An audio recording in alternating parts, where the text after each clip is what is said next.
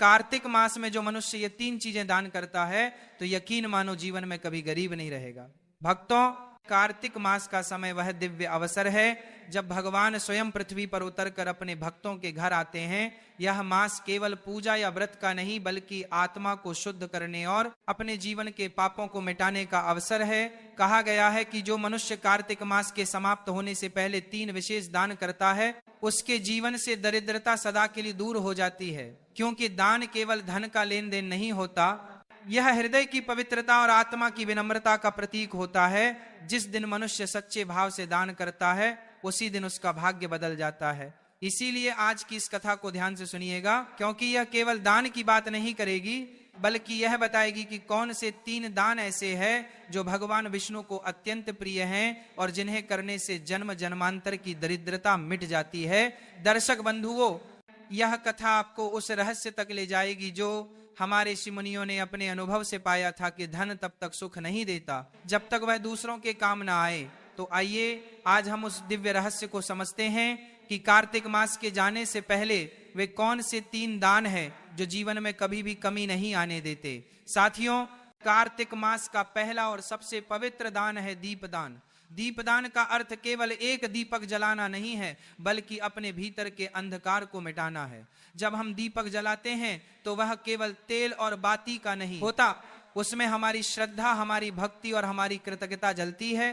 कहा गया है कि जब व्यक्ति तिल के तेल का दीपक जलाकर भगवान विष्णु, तुलसी माता और गंगा मैया के नाम से दान करता है तो वह स्वयं अपने जीवन का अंधकार मिटा देता है। प्रिय भक्तों, जब कार्तिक मास की संध्या बेला होती है और सूर्य पश्चिम दिशा में ढलने लगता है तब उस समय सबसे शुभ होता है। उसी समय अपने घर के आंगन में तुलसी के पौधे के पास या किसी मंदिर में तिल के तेल का दीप जलाएं और उस दीप को जलाते समय मन में ये भावना रखिए, हे प्रभु, जैसे दीप अंधकार को मिटाता है वैसे ही मेरे भीतर के अज्ञान, लोभ, क्रोध और मोह को भी मिटा दीजिए।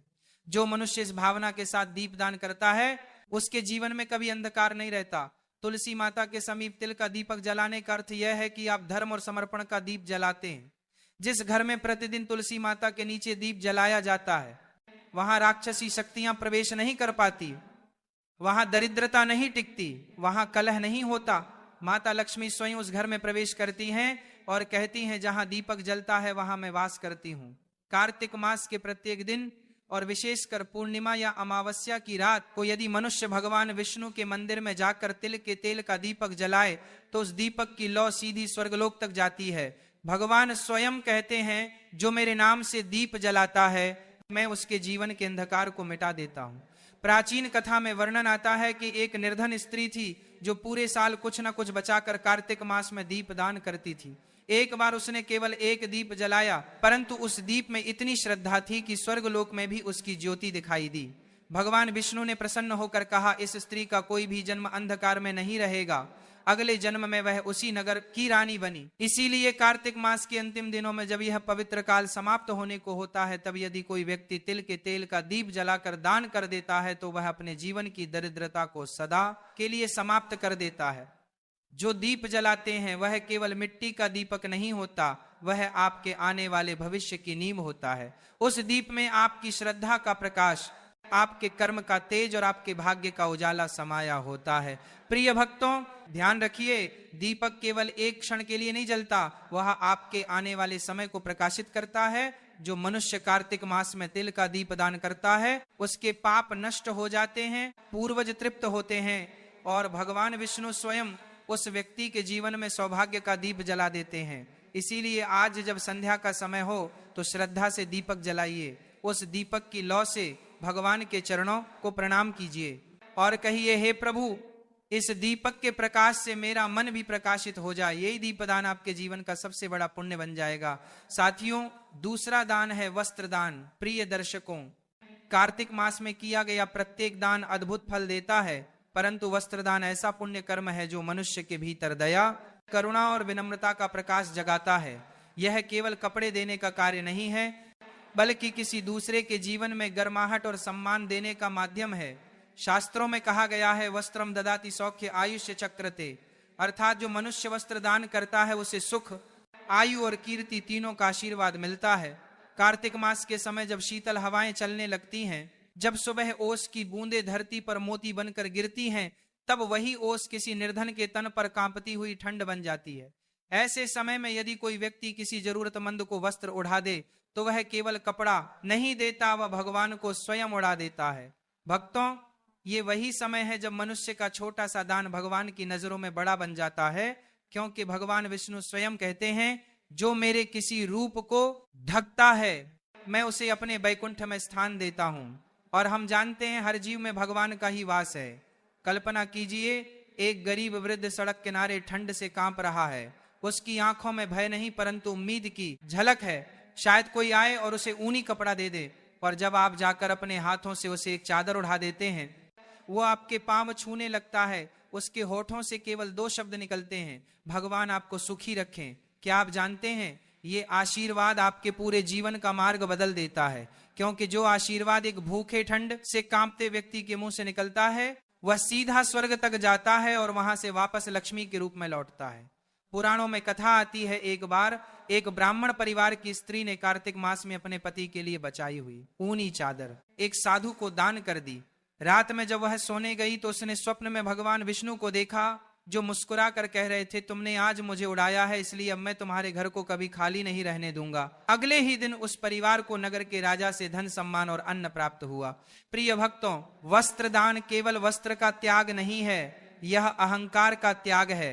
दान वही सच्चा होता है जो बिना दिखावे के किया जाए, जो हृदय की करुणा से निकलकर किसी दूसरे के चेहरे पर मुस्कान बनकर पहुंचे। इसलिए कार्तिक मास के अंतिम दिनों में अगर आपके पास एक भी नया कपड़ा, शॉल, धोती या साड़ी है तो उसे किसी गरीब, वृद्ध या भूले बिसरे व्यक्ति को दान कर दीजिए, क्योंकि जो तन ढकता है वह मन को ढकने वाले भगवान का प्रिय बन जाता है। माता लक्ष्मी स्वयं ऐसे व्यक्ति के द्वार पर जाकर कहती हैं, जहां करुणा है वहां मैं स्थायी रूप से रहती हूं। इसलिए भक्तों, कार्तिक मास के शुभ समय में वस्त्र दान अवश्य करें। यह दान आपके घर से दरिद्रता मिटाएगा, आपके वंश को समृद्ध करेगा और आपको वह शांति देगा जो किसी स्वर्ण या रत्न से भी बड़ी होती है। साथियों, तीसरा दान है अन्नदान। प्रिय दर्शकों, सभी दानों में सबसे श्रेष्ठ और पवित्र दान है अन्नदान। धर्म ग्रंथों में स्पष्ट कहा गया है, अन्नदान परम दान। विद्यादान तथा परम अर्थात संसार के सभी दानों में अन्नदान सर्वोत्तम है, क्योंकि अन्न ही जीवन का आधार है। जो व्यक्ति भूखे को भोजन कराता है वह किसी मनुष्य का नहीं, स्वयं भगवान का तृप्ति कर्म करता है। कार्तिक मास में जब सृष्टि की ऊर्जा सबसे शांत और दिव्य होती है, तब दिया गया अन्नदान असंख्य जन्मों के पापों का नाश कर देता है। इसीलिए कहा गया है, कार्तिके अन्नदाता कोटि यज्ञ फलम भेद। जो मनुष्य कार्तिक मास में अन्नदान करता है उसे हजारों यज्ञों के समान पुण्य प्राप्त होता है। प्रिय भक्तों, अन्नदान केवल किसी को भोजन कराने का कार्य नहीं है, यह एक भाव है, एक त्याग है और एक करुणा का रूप है। जब किसी भूखे के पेट में अन्न पहुंचता है तो उसके चेहरे पर जो संतोष झलकता है वही भगवान का आशीर्वाद होता है, और जो यह आशीर्वाद प्राप्त कर लेता है उसके घर से कभी अन्न की कमी नहीं होती। पुराणों में एक कथा आती है, एक बार एक साधारण किसान था जिसका नाम मधुकर था। उसका घर बहुत गरीब था परंतु हृदय बहुत उदार। कार्तिक मास की पूर्णिमा के दिन उसके पास केवल एक मुट्ठी चावल बचे थे। उसी समय उसके द्वार पर एक भूखा साधु आया और भोजन मांगा। मधुकर की पत्नी ने कहा, यह तो हमारे बच्चों का आखिरी अन्न है। लेकिन मधुकर बोला, अगर आज किसी भूखे को अन्न नहीं दिया तो यह अन्न भी व्यर्थ है। उसने वह चावल साधु को दे दिए। रात में जब दोनों सोए तो स्वप्न में भगवान विष्णु प्रकट हुए और बोले, मधुकर, आज तुमने जो अन्न दिया वह मुझ तक पहुंचा है, अब तुम्हारे घर में कभी अन्न की कमी नहीं होगी। अगले दिन उसी खेत में स्वर्ण के सिक्के हो गए। तब से कहा गया, अन्नम ब्रह्म स्वरूप, अर्थात अन्न में स्वयं भगवान का वास होता है। प्रिय भक्तों, यदि कोई व्यक्ति कार्तिक मास में किसी ब्राह्मण, साधु, गौशाला या किसी गरीब परिवार को भोजन दान करता है तो उसके पूर्वज तृप्त होते हैं, उसका घर अन्न से परिपूर्ण रहता है और भगवान विष्णु स्वयं उस ग्रह को आशीर्वाद देते हैं। यह दान इतना पवित्र है कि इसे जीव दान कहा गया है, क्योंकि इससे किसी की प्राण रक्षा होती है। अन्न दान करते समय एक बात सदा ध्यान रखें, दान कभी अपमान के साथ न हो। दान हमेशा प्रेम, नम्रता और श्रद्धा से हो। जब आप किसी भूखे को भोजन देते हैं तो यह मत सोचिए कि आपने उसकी मदद की, बल्कि ये मानिए कि भगवान ने आपको उसका साधन बनाया। प्रिय दर्शकों, जब भी घर में